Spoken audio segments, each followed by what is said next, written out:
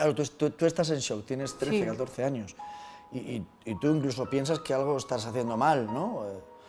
Estás en shock, entonces Sí. no lo cuentas a nadie. No, ¿Y? hasta que pasó un tiempo, Claro, tiempo porque largo. me imagino que si no lo cuentas a nadie y te siguen castigando, te sigue pasando. O sea, es que no, yo estuve ahí castigada en esa habitación por lo menos un año y medio, 2, sola. Un año y medio o 2 castigada en esa habitación y lo recuerdas como que pasaba todos los días. Todos no lo sé sinceramente porque yo no estaba despierta todos los días, pero sí casi todos o la mayoría. Lo saqué a la luz gracias a una amiga mía, porque yo se lo llegué a decir a mi mejor amiga después de tanto tiempo y le dije que lo que me había pasado tal cual. Y me dijo, buah, qué asco, a mí eso no me lo cuentes. Y luego las demás tampoco me creían. Claro, al principio te encuentras con la incomprensión, ¿no? Y el guau, qué asco, a mí no me lo cuentes porque yo no quiero saber nada. Y entonces lo estás contando y ves que nadie... ¿Y a quién se lo dices? Una amiga que estaba en el grupo, en el hogar de enfrente, ella y yo muchas veces bajábamos a fumar abajo a la calle, por la noche, después de cenar. Y entonces estáis fumando fuera dos compañeras del centro y pasa la policía y os dice que qué hacéis ahí fuera. Sí, fumando. a esas horas. Sí. Y ella le dijo que no queríamos entrar porque habían pasado unas cosas. Y yo no le quería contar nada a la policía, pero ella se lo contó. Y él me dijo, la policía, ¿eso es verdad? Y yo sí, y me dice, ¿por qué no has llegado a denunciar? Y yo le expliqué el por qué, en plan, porque no me creía nadie, por miedo a que no me creyeran, por ser quien era y todo eso. Dices, por ser quien era. ¿Tú cómo sabes quién? Porque claro, ahora Yo- sabemos que es el marido. Sí, yo de llegaba... aquel- sí, era el marido, ahí no estaba divorciado, era el marido sí, de sí, yo Mónica. sabía que tenía algo que ver con la consellería. Yo no sabía quién era ella, en plan de en qué trabajaba, pero yo sabía que tenía ella algo que ver con la consellería. ¿Cómo lo sabías? Porque allí lo sabíamos todo el mundo, o sea, allí éramos como una gran familia que se enteraba de todo. Entonces vas a la policía, porque la policía dice que hacéis fumando, ¿no? Sí. ¿Y qué sucede? Nada, o sea, a mí me llevaron a una psicóloga a ver si yo estaba diciendo la verdad. Y la psicóloga era de la consellería, pero es que no me creía. Me decía que yo lo que estaba contando era un cuento. Que no se creía nada y que me lo estaba inventando, que se me notaba. ¿Y entonces te devuelven al centro? Pasaron de mí de ese tema, luego se esperaron, no sé si fue unos meses más, hasta que otra vez salió para denunciar. Y mucho después me hicieron el juicio. Hablamos de anormalidades. Una niña denuncia en un centro y entre esas irregularidades, el que hace el informe del protocolo es el marido de Mónica Oltra en ese Sí, a momento. posteriori... El mismo abusador. El mismo abusador es el que hace el informe del protocolo que se tendría que seguir, que es una forma de justificar lo que él hizo. La psicóloga y que los policías y todos los que te van preguntando, a ti no te dan comprensión ni empatía, lo que te hacen es sentir mal y sentirte culpable. Sí, y como sentirme sola, porque es que si no me creía nadie. Claro. Hay un momento en el que tú te ves delante de un juez. ¿Cómo se activa todo eso? Después de casi 4 años creo que fue.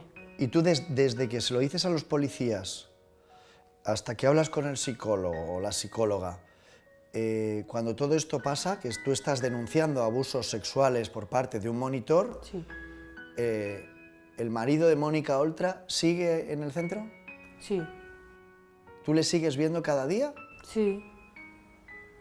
O sea, Hasta que- ni le apartan, ni... No, o sea, él estaba de noches. Aquí el Convive. abusador y la víctima siguen en el mismo sitio, al final el abusador lo cambian de planta y al final el abusador se queda en el centro y a la víctima le dan el alejamiento, pero es la víctima la que la llevan a otro centro. Pero claro, cuando ya salió a la luz, él ya no venía. Porque ya sabía que yo ya lo sabía. Claro, él ya no iba al centro. Sí, iba al centro, pero no iba a la habitación donde yo estaba. Y La policía sí que sigue el protocolo. Y La entonces- policía cuando le cuentan lo dice a la Fiscalía de Menores, la Fiscalía de Menores lo lleva a la psicóloga de la Fiscalía de Menores, al Instituto de Medicina Forense de la Fiscalía de Menores y ambos determinan que todo lo que dice la niña es completamente creíble y por eso se inicia el proceso y por eso está el juicio. Pero no solamente eso, cuando se ve cómo han actuado los demás con esa mala fe y con esas irregularidades, pues hace todavía más creíble la versión de la niña. Tú vas a declarar sobre esto y ¿por qué te esposan? Porque yo ya había tenido unos regresos al centro, al de Reforma. Entonces decían que yo tenía riesgo de fuga. Escúchame, ¿pero qué años tienes? 14, ¿no? Ahí 16 o 17. Vale, eres una niña de 16. 16 creo, para 17. Vale, eres una niña de 16 años que va a denunciar un abuso sexual. Y vas a esposar. La misma jueza se lo dijo y se la lió a la policía. Le dijo a la policía que por qué va esta niña a denunciar abusos sexuales. Sí, siendo víctima porque iba engrilletada. Y dijeron que había riesgo de fuga de una niña de 16 años, que iban 2 agentes o ¿cuántos iban? 2. Una chica y un chico. O sea que es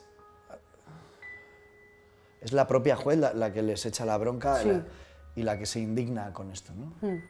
La policía le lleva esposada, que tenía 16 años en aquel momento, que es completamente irregular, porque la única forma de llevar la esposada... Me dice que le llevan 2 policías, pero Sí, ¿qué policía te lleva esposada? Sí, pero solamente se puede hacer cuando hay un riesgo evidente de fuga, que no era el caso de ella, porque es que además ella no era la denunciada, ella era la víctima, con lo cual no había ningún motivo de fuga. El que se tenía que fugar era el marido de Mónica Oltra, en todo caso. ¿Hacía falta que estuvieras esposada? No, porque si yo he sido la que ha denunciado, ¿cómo me voy a ir corriendo para no ir al juicio? Si es lo primero que quiero, seguir con la denuncia, ¿no? Esto es terrible. ¿A ti cuando te hablan de justicia, qué piensas? Que es una mierda. Mónica Oltra vive con el abusador, hoy condenado.